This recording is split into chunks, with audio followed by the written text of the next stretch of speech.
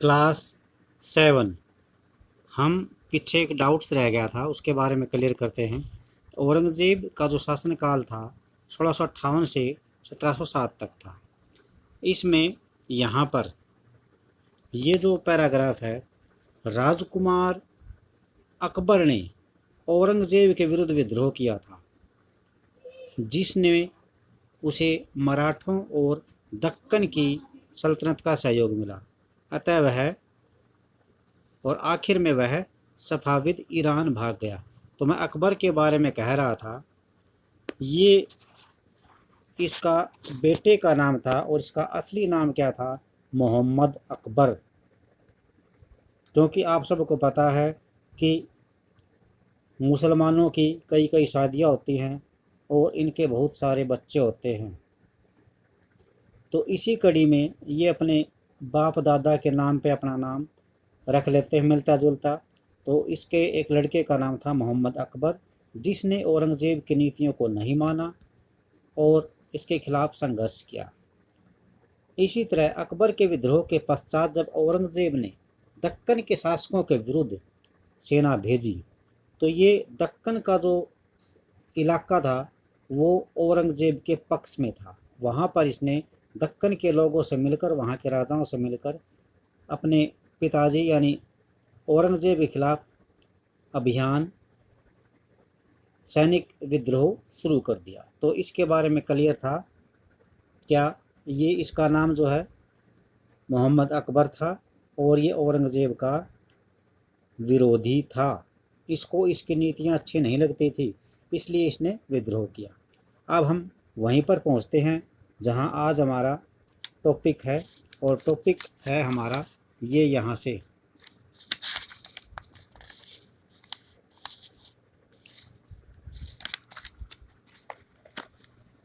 यहाँ पे सबसे पहले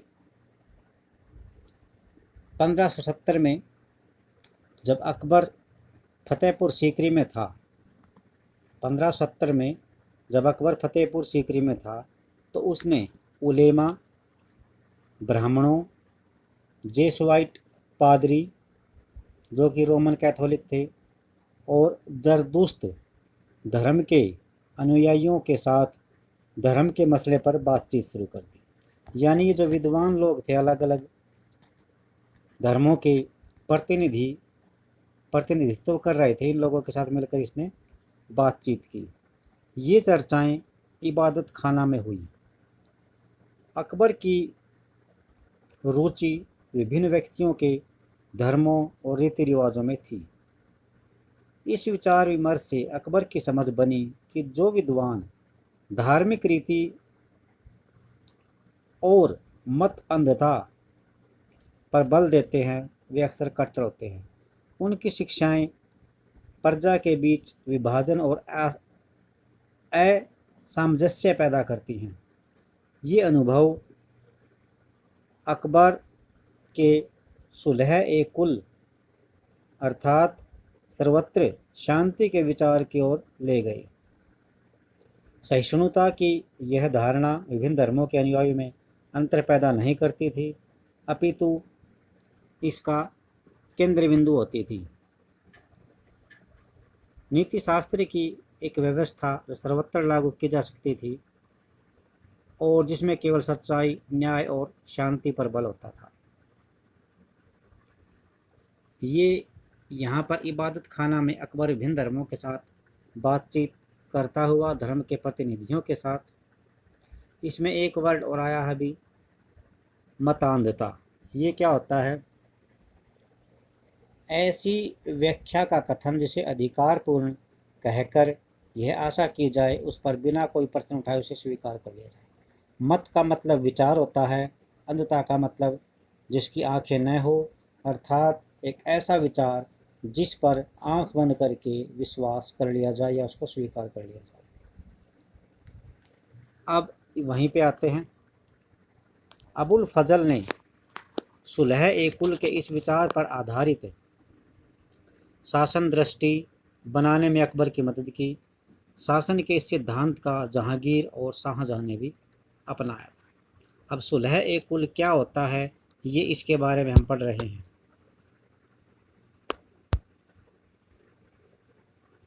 अकबर की सुलह-ए-कुल की नीति का उसके पुत्र जहांगीर ने वर्णन किया है। ईश्वरीय अनुकंपा अर्थात ईश्वर के आशीर्वाद से, ईश्वर के आशीर्वाद के विस्तृत आंचल में सभी वर्गों और सभी धर्मों के अनुयायियों की एक जगह है।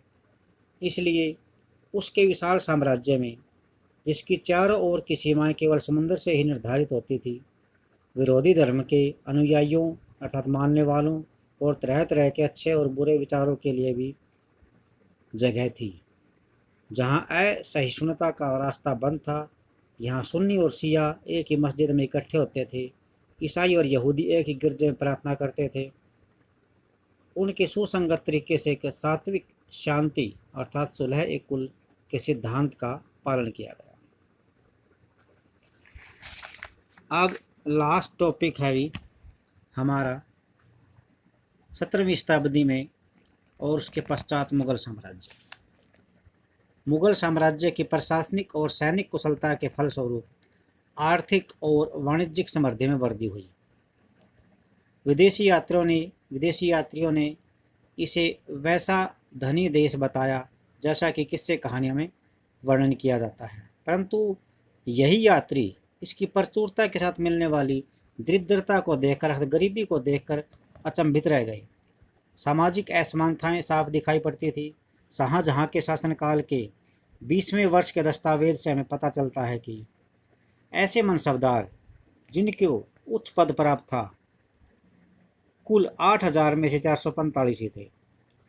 कुल मनसबदारों की एक छोटी सी संख्या 5.6% को ही साम्राज्य के अनुमानित राजस्व का 61.5% स्वयं उनके और उनके सवारों के वेतन के रूप में दिया जाता था। अर्थात ये कहा गया है कि ऐसे मनसबदार जिनको ऊंचा पद प्राप्त था, अब 8000 में से 445 ही बचे थे। कुल मनसबदार एक छोटी सी संख्या 5.6% को ही साम्राज्य के अनुमानित राजस्व का कितने परसेंट भाग मिला था भी 61.5 स्वयं उनके और उनके सवारों के वेतन के रूप में मिलता था। मुगल सम्राट और उनके मनसबदार अपनी आय का बहुत बड़ा भाग अपने वेतन और वस्तुओं पर लगा देते थे। इस खर्चे से शिल्पकारों और किसानों को लाभ होता था क्योंकि वे वस्तु और फसलों की पूर्ति करते थे, परंतु राजस्व का भार इतना था कि प्राथमिक उत्पाद किसान शिल्पकार के पास निवेश के लिए पैसा बहुत कम बचता था। इनमें से जो गरीब थे मुश्किल से ही पेट भर पाते थे। वे उत्पादन शक्ति को बढ़ाने के लिए अतिरिक्त संसाधनों में औजारों और अन्य वस्तुओं में ही निवेश करने लगे।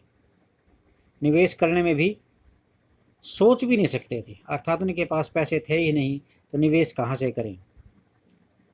ऐसी अर्थव्यवस्था में ज़्यादा धनी किसान, शिल्पकारों के समूह, व्यापारी और महाजन लाभ उठाते थे। मुगलों के कुलीन वर्ग के हाथों में बहुत धन और संसाधन थे, जिनके कारण 17वीं सदी के अंतिम वर्षों में वे बहुत शक्तिशाली हो गए। जैसे जैसे मुगल सम्राट की सत्ता पतन की ओर बढ़ती गई, वे वैसे वैसे सम्राट के सेवक स्वयं ही शक्तिशाली केंद्र बनने लगे, सत्ता के शक्तिशाली केंद्र बनने लगे। इनमें से कुछ ने नए वंश स्थापित कर लिए और हैदराबाद और अवध जैसे प्रांतों में अपना नियंत्रण स्थापित किया। यद्यपि दिल्ली के मुगल सम्राट को स्वामी के रूप में मान्यता देते रहे, यद्यपि फिर भी 18वीं शताब्दी तक साम्राज्य के कई प्रांत अपनी स्वतंत्र राजनीतिक पहचान बना चुके थे। इस बारे में हम 10वें चैप्टर में पढ़ेंगे। अब ये है एक लास्ट और बच गया भी, राजा और रानियाँ। 16वीं सदी में मुगलों के लगभग समकालीन संसार के विभिन्न भागों में भी कई महान राजा रानियाँ थे। इसमें ऑटोमन तुर्की के सुल्तान सुलेमान शामिल हैं। इसके राज में ऑटोमन साम्राज्य का विस्तार यूरोप की ओर से हुआ। इन्होंने हंगरी को अपने राज्य के साथ मिला लिया और ऑस्ट्रिया को घेर लिया। उनकी फ़ौजों ने बगदाद और इराक को भी हथिया लिया। मोरक्को तक उत्तरी अफ्रीका का बहुत सा हिस्सा ऑटोमन सत्ता को मानता था। सुलेमान ने ऑटोमन नौसेना का पुनर्गठन किया। पूर्वी भूमध्य सागर के इलाकों पर इस नौसेना के प्रभुत्व की वजह से स्पेन के साथ उसकी प्रतिस्पर्धा हुई, मुकाबला हुआ। अरब सागर में इस नौसेना ने पुर्तगालियों को चुनौती दी। सम्राट को अल कानूनी यानी विधि निर्माता, कानून का निर्माता का खिताब दिया गया, क्योंकि उसके शासनकाल में बड़ी संख्या में नियम कानून बनाए गए थे। इन नियमों का लक्ष्य यह था कि बढ़ते हुए साम्राज्य के विभिन्न क्षेत्रों को ध्यान में रखते हुए प्रशासनिक तरीकों का मानवीकरण किया जा सके, ताकि किसानों को बेगार और भारी करों से बचाया जा सके। आगे चलकर 17वीं शताब्दी में ओटोमन क्षेत्रों में जब सार्वजनिक व्यवस्था का पतन हुआ, तो सुलेमानी कानून के काल को आदर्श शासन काल के रूप में याद किया जाने लगा। अकबर के दूसरे जो समकालीन थे उसके बारे में पता लगाओ।